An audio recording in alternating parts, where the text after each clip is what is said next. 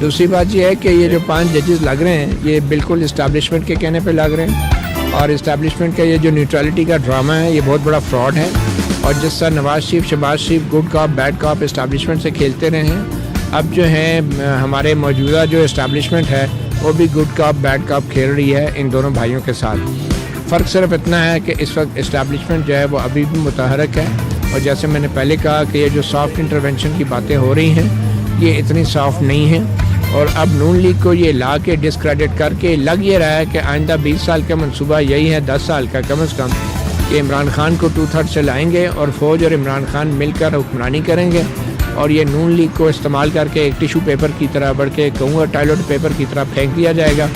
اور یہ جو آرٹیکل 6 کے لیے شارٹ آرڈر میں لکھ دیا گیا ہے، جیسے اسناد نے بھی پوائنٹ آؤٹ کیا کہ یہ ایک بلیک میلنگ ہے کہ اگر باتیں نہ مانی گئی تو تفصیلی آرڈر میں آرٹیکل 6 کے آگے مزید غزل پوری لکھی جا سکتی ہے، تو یہ تو ایک قطع ہے۔ تو بات یہ کہ سب بلیک میلنگ ہو رہی ہے، اور افسوس اس بات کا ہے کہ نون لیگ جیسی منجی ہوئی جو پرانی جو سیاسی جماعت ہے وہ بلیک میل ہو رہی ہے، اس سے اس کا بیانیہ بھی چھین لیا گیا ہے۔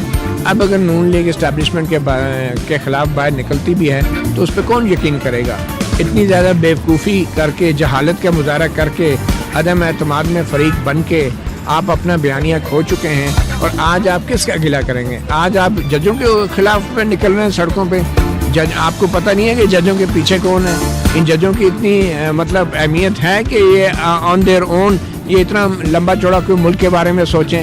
پہلے کتنے چیف جسٹسز نے ملک کے بارے میں سوچا ہے؟ آج وہ کون سے سوئمنگ پول میں، وہ کون سے کلبوں میں ڈانس کر رہے ہیں؟ وہ کہاں ہیں سارے جو بڑے بڑے اس ملک کے فیصلے دیتے تھے؟ ایک بھی چیف جسٹس آپ کو نظر آیا جو الیکشن لڑتا ہو یا عوام کو کہتا ہو کہ میں آپ کا جو ہے مسیحا ہوں، میں آپ کو دوں گا؟ ایک بھی آپ کو آرمی چیف نظر آیا جو عوام کا مسیحا بنتا ہو؟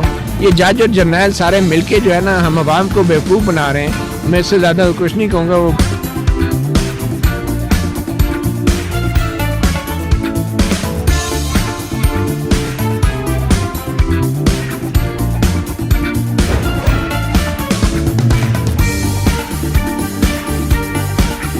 ہمیں خبر ہے ہر خبر کی۔